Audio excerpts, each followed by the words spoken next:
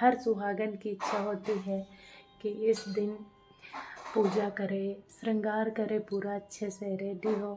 पर पता नहीं हमारी किस्मत में क्या ही लिखा है कि लगातार 2 साल से मेरी प्यारी सी यूट्यूब फैमिली, जय श्री राम, हर हर महादेव। आज है हरतालिका तीज और जितनी भी मेरी सुहागिन माताएं, बहनें और जो भी हरतालिका तीज का व्रत किए हैं, कुंवारी कन्या, सभी को हरतालिका तीज की बहुत बहुत शुभकामनाएं, बहुत बहुत बधाई। माँ पार्वती सभी का सुहाग अखंड रखे, अमर रखे। और बहुत मन आज दुखी है, उदास है। इसके पीछे कारण है कि 2 साल से, लगातार 2 साल से पता नहीं भगवान क्या कर रहे हैं हमारे साथ कि 2 साल से लगातार पूजा नहीं कर पा रहे तीज की। देखिए कितना मन होता है, हर सुहागन की इच्छा होती है, मन होता है कि जो ये व्रत त्यौहार होते हैं कि साल में एक बार तो आते हैं और सबको इंतज़ार रहता है कि अच्छे से पूजा करें, व्रत करें, सुबह पूरा 16 श्रृंगार करें। तो पता नहीं क्यों ऐसा होता है हमारे साथ, बहुत बुरा लग रहा है।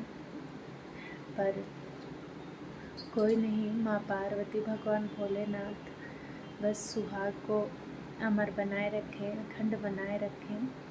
तो इसके पीछे ये रीज़न है कि हमारे परिवार में ना पिछले साल भी लगभग इन्हीं डेटों में सूतक हो गए थे। तो पिछले साल भी हरतालिका तीज और जो संतान सप्तमी होती है, ये भी हम लोग रखते हैं, संतान के लिए व्रत किया जाता है।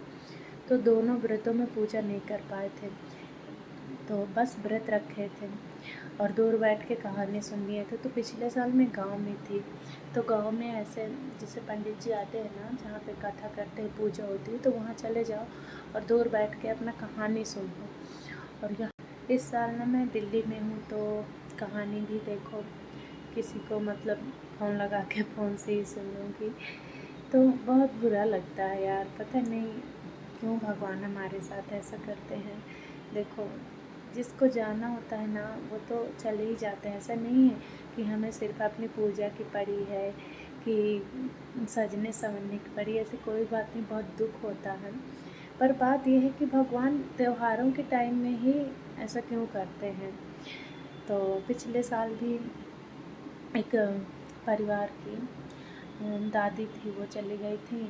इस साल भी बहुत बड़ा परिवार है हमारा, तो शायद ससुर जी लगते थे रिश्ते में, तो वो ख़त्म हो गए।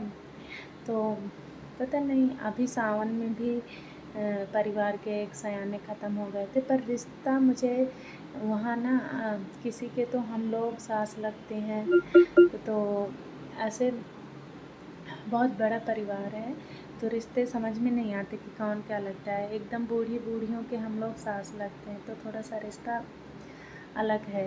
तो और ज़्यादा टाइम मैं वहाँ रुकती भी नहीं हूँ, तो सबको ऐसे जानती भी नहीं हूँ।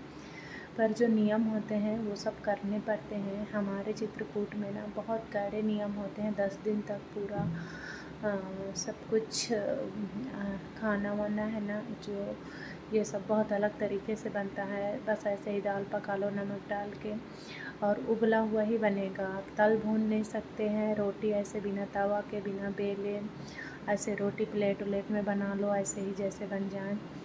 तो कुछ भी नहीं अच्छा सा, मतलब कुछ भी नहीं बनता, जो उबाल के बन जाए वही बना लो। ना ही बाल धुले जाते, ना कंघी की जाती।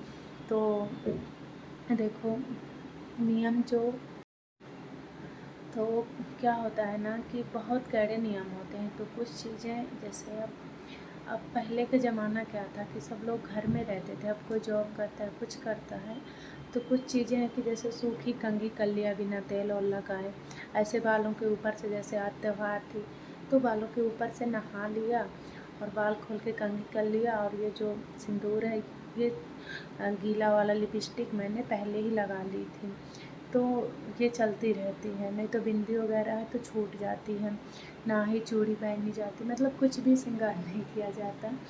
तो उसकी कोई बात नहीं होती, जो नियम होते हैं वो मानने पड़ते हैं। लेकिन कुछ चीज़ें हैं जो जैसे कोई अब जॉब करता है, कुछ करता है, क्योंकि ज़माना बहुत बदल जाता है, तो ऐसे उसको रोज़ तो कंघी वगैरह करनी पड़ती है। जैसे हम ही यहाँ रहते हैं, बच्चों को लेने जाना पड़ता है, तो ऐसे ही सूखी कंघी तो एक बार करनी पड़ती है।